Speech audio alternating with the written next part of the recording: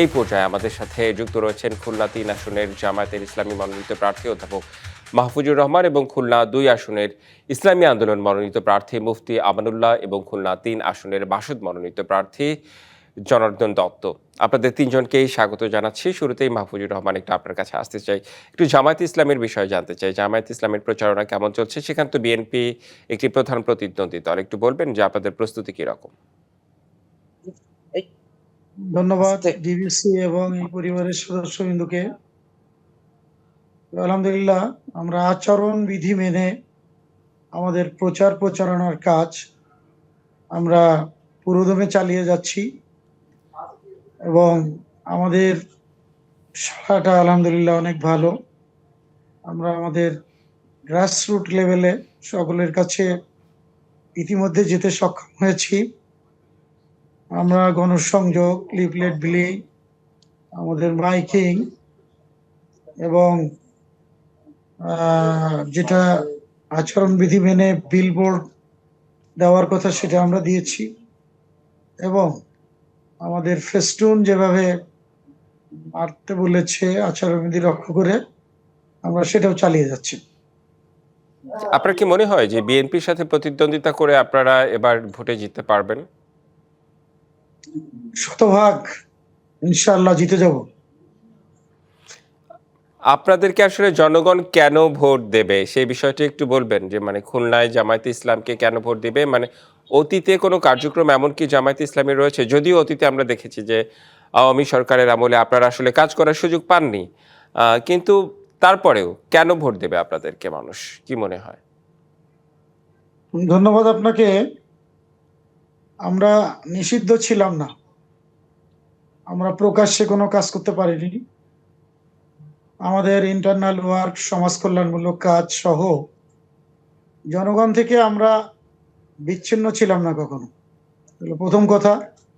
দ্বিতীয় ব্যাপার হচ্ছে জুলাই 2024-এর পরবর্তীতে গোটা দেশের মানুষ একটি পরিবর্তন লক্ষ্য করছে। সেই পরিবর্তনটা সত্যের পক্ষে, ন্যায়ের পক্ষে, বৈষম্যহীন একটি রাষ্ট্র যারা গঠন করতে চায়, দুর্নীতিমুক্ত একটি রাষ্ট্র যারা গঠন করতে চায়, যারা ইতিমধ্যে এই সমাজের মানুষের কাছে সততা এবং যোগ্যতার দিক দিয়ে পরীক্ষিত ব্যক্তি হিসেবে প্রমাণিত হয়েছে, সে সমস্ত প্রার্থীদেরকেই আগামী দিনে তারা বিজয়ী করবে ইনশাল্লাহ। সেই দৃষ্টিভঙ্গির আলোকে আমরা যখন ভোটারদের কাছে যাচ্ছি তার প্রতিফলন আমরা দেখতে পাচ্ছি। জি, নিশ্চয়ই। আলহামদুলিল্লাহ। আপনারা আপনাদের প্রত্যাশার কথা বলছেন, ভোটারদের যে প্রতিশ্রুতি দিচ্ছেন এবং ভোটাররা যে সাড়া দিচ্ছে সেই বিষয়ে আপনার কাছে জানলাম। আমাদের আরেকজন অতিথি রয়েছেন বাসদ মনোনীত প্রার্থী জনার্দন দত্ত। একটু আপনার কাছে আমি একটু আসতে চাই। আ আপনার কাছে একটু জানতে চাই যে আসলে প্রতীক কি এখানে খুবই গুরুত্বপূর্ণ কিনা, নাকি ব্যক্তি গুরুত্বপূর্ণ? সামগ্রিকভাবে আসলে আমি যদি বলি যে বাসদের অবস্থান, কিংবা আপনি যে এই যে প্রচারণা চালাচ্ছেন, কিংবা আপনি আসলে কেমন সাড়া পাচ্ছেন ভোটারদের কাছ থেকে? ধন্যবাদ। আমি আজকে ডিবিসি চ্যানেলের মাধ্যমে আমাদের দর্শক শ্রোতা সহ সারা দেশবাসীকে শুভেচ্ছা জানাই। আমরা বাংলাদেশের সমাজতান্ত্রিক দল বাসদের পক্ষ থেকে আমাদের মূল যে জায়গাটা সেটা হলো যে আমরা বিগত 54 বছর বিভিন্ন দলের শাসন দেখেছি, কেউ জোটবদ্ধভাবে, কেউ এককভাবে, কেউ বা সামরিক শাসনের আড়ালে অথবা সরাসরি সামরিক শাসনে। আমরা যে শাসন ব্যবস্থা দেখেছি সেই শাসন ব্যবস্থায় একটা বিষয় খুবই লক্ষণীয়, যে সাম্য, মানবিক মর্যাদা, সামাজিক ন্যায় বিচার এবং ধর্মনিরপেক্ষতা, গণতন্ত্র, সমাজতন্ত্র, জাতীয়তাবাদ, এই যে আমাদের মুক্তিযুদ্ধের চেতনা, যেটা ব্রিটিশ বিরোধী আন্দোলন এবং পাকিস্তানের শাসনের বিরুদ্ধে আন্দোলনের মধ্য দিয়ে জনগণের মধ্যে যে চেতনাটা তৈরি হয়েছে, এই শাসক গোষ্ঠী 54 বছর যারাই দেশ শাসন করেছে তারা সেই চেতনার বিপরীতেই আমাদের দেশটাকে পরিচালনা করেছে। যার ফলশ্রুতিতে আজকে বাংলাদেশ একটা চরম বৈষম্যপূর্ণ দেশে পরিণত হয়েছে, দুর্নীতির শীর্ষে। এবং একই সাথে এখানে আমরা দেখতে পাচ্ছি যে বিপরীতে কোটিপতির সংখ্যা বাংলাদেশে বৃদ্ধির হারটা সারা বিশ্বে 1 নম্বরে, আর তার বিপরীতে দরিদ্র মানুষ, দারিদ্র সীমার নিচের মানুষও বাড়ছে সেই রকম শীর্ষের হার নিয়ে। এই অবস্থায় আমরা বলছি যে বাংলাদেশে মূল সমস্যাটা হলো যে আমরা সাম্যের কথা বলি সবাই, কিন্তু বাস্তবে সাম্য আমরা আমাদের দেশের এই 54 বছরের শাসকদের কাছ থেকে আমরা পাইনি। দুর্নীতির বিরুদ্ধে তাদের স্লোগান দেখি, কিন্তু দুর্নীতি তাদের প্রধান কারণ হয়ে দাঁড়ায়, তাদের শাসনের ক্ষেত্রে তাদের ফলাফল হিসেবে দাঁড়ায়।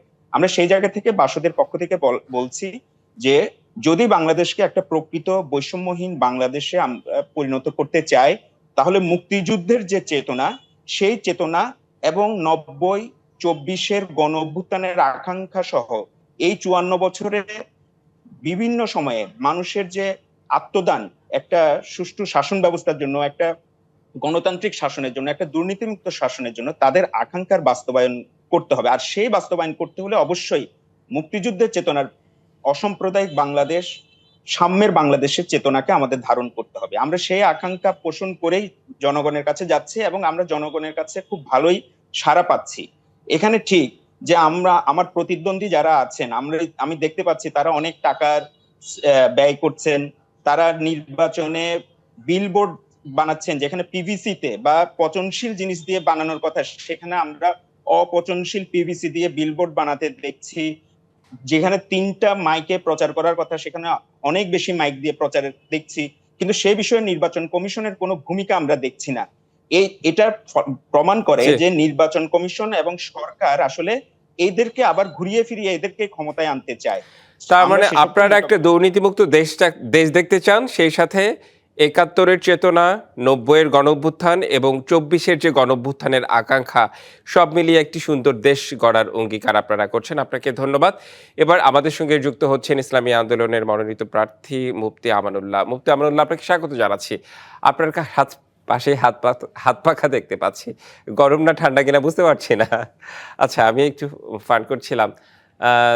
আমি একটু জানতে চাই যে আপনাদের নির্বাচনী প্রচারণা আসলে কেমন চলছে, সেই সাথে আপনাদের এবং জামায়াতে ইসলামীর মধ্যে কোনো রকমের আসলে মৌলিক পার্থক্য রয়েছে কিনা একটু বলবেন। আসসালামু আলাইকুম ওয়া রাহমাতুল্লাহি ওয়া বারাকাতুহু।